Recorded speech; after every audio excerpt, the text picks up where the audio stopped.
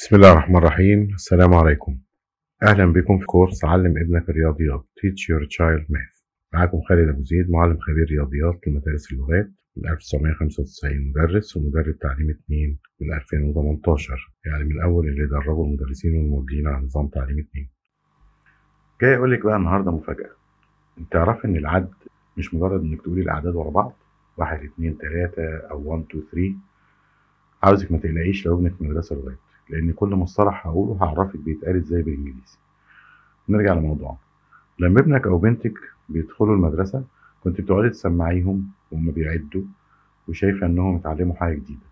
صح، هم اتعلموا يرددوا الأعداد لحد 10 ولا 20 ولا حتى لغاية 100، لكن حسب معلوماتي أقدر أقولك إن في أولاد وبنات وصلوا لحد الثانوية العامة وبيعرفوا يعدوا برضه، لكن للأسف هم في الحقيقة مش فاهمين العدد بيعبر عن إيه. طبعا أنت مستغربة. طيب تعالي كده نتعلم ازاي هنساعد ولادنا يبقوا بارعين في العد. العدد اللي هو النمبر هو اساس لكل الرياضيات، وعشان تبني صح لازم الاساس يكون مضبوط وقوي. فقبل ما اقولك هتعملي ايه لازم انت تعرفي شوية مفاهيم. جاهزة؟ يلا بينا. من المتوقع ان طفلك في نهاية رياض الاطفال في مدارس اللغات، اولى ابتدائي بقى في كل المدارس، يقدر يعد لحد 100، ومع نهاية سنة تانية يكون بيعرف يتعامل مع عدد مكون من 3 ارقام اسمه 3 digit number. ايه ده؟ انت بتفكري في ايه؟ هو في فرق بين العدد والرقم؟ انت مش عارفه ان في فرق؟ طيب هقول لك ان في فرق، بس ركزي معايا. انت اكيد عندك موبايل. هفترض ان عندك موبايل واحد على الاقل في البيت. افتحي الاله الحاسبه الكالكوليتر بتاعه الموبايل، ولو سمحتي دوسي على 2019 2019 او بنقول عليها 2019 عشان تظهر لك على الشاشه. بديهي ان مفيش زرار مكتوب عليه 2019. انت اكيد وانت بتكتبي استخدمتي 2 و0 و1 و9. دول بقى اسمهم ارقام، ولو بصيتي كويس كده هتلاقي ان الارقام المكتوبه دلوقتي قدامك على الكالكوليتر هي 0 1 2 3 4 5 6 7 8 9 وبس. خلاص مفيش تاني. عرفت بقى ايه هي الارقام؟ هي اللي بنكون منها الاعداد، سواء من رقم او رقمين او اكتر. طب وايه الاعداد؟ الاعداد هي اللي بنستخدمها للعد. دي حاجه بسيطه. مش حاسه ان في فرق لسه؟ طب هقول لك حاجه. لما بنيجي نعد الفلوس بنبدأ بواحد، ممكن نعد لغاية 100 200 300 1000 5000 مليون أو إلى ما لا نهاية. وطبعا لو نزلت السوبر ماركت ورجعتي هتلاقي إن فلوسك ما بقاش في فلوسك، هتعديهم تلاقيهم زيرو أصلا. ما هو الزيرو ده معمول عشان نعبر بيه إن مفيش حاجة تتعد. راجعي معايا كده. الأرقام اسمها ديجيتس، هي 0 1 2 3 4 5 6 7 8 9 وبس. الأعداد بقى اسمها counting numbers، الأعداد اللي احنا بنستعملها اللي هي 1 2 3 4 5 6 7 8 9 10 11 وممكن لغاية 100 لغاية 1000، وزي ما قلنا إلى اللانهائية وما بعدها ما بتخلص. طيب يبقى احنا كده عرفنا إن في أرقام digits وفي أعداد numbers، والفرق بينهم عرفناه. لو لسه مش متأكدة إنك عرفتي ارجعي تاني شوفي الجزء ده. طيب تعالي بقى نشوف هنقول للبنت إيه أو الولد عشان نفهم.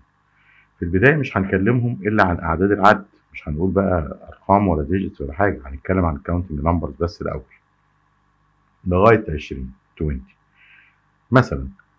بس مش هنخليه مجرد إنه يردد الأعداد دي، لا إحنا هننقله من عد الحاجات دي لفهم أعمق، يعني زي ما بيعد صوابعه كده تمام، لكن عايزين بقى نوصله إنه إزاي يكتبهم بالأرقام وبالكلمات ويفهم هما بيدلوا على إيه. طيب هنبدأ بعد مادي بنسميه العد المادي، إن إحنا بنعد حاجات محسوسة موجودة فعلا لعدد قليل جدا من العناصر، وبعد كده هنطلع للمفاهيم المتقدمة للعد. أنا هقول لك أنت المفاهيم، بس أنت مش هتقوليها للطفل، هتعرفيها وهتعملي النشاط بتاعها عشان هو يوصل له المفهوم. عادة لما بنتكلم مع الأطفال ما بنقول لهمش كلمة مفهوم ولا إيه هو المفهوم، بنوصل لهم المفهوم من غير ما نذكره. بعد شوية بنذكره، مش دلوقتي. طيب أولا لازم نفهمه إن العدد يمثل كمية من الأشياء. بالإنجليش number represents an amount of objects. يعني إيه؟ هنشوف. للغرض ده هنستخدم أشياء مادية، ممكن نتدرب على عد شوية لعب 1 2 3 أو أكتر. حسب قدرة الطفل على الاستيعاب يعني وهو بيعد معانا. أنا هستخدم عربيات لعب وهعد 1 2 3. أنا عندي 3 سيارات. I have 3 cars. لاحظتي حاجة؟ أنا لما عديت السيارات مش بس قلت 1 2 3، أنا كمان أضفت في الآخر جملة أنا عندي 3 سيارات، أو أقول 1 2 3 I have 3 cars. ده معناه إيه؟ إن أنا وضحت إن العدد الأخير اللي أنا قلته هو العدد بتاع السيارات. ده أولا.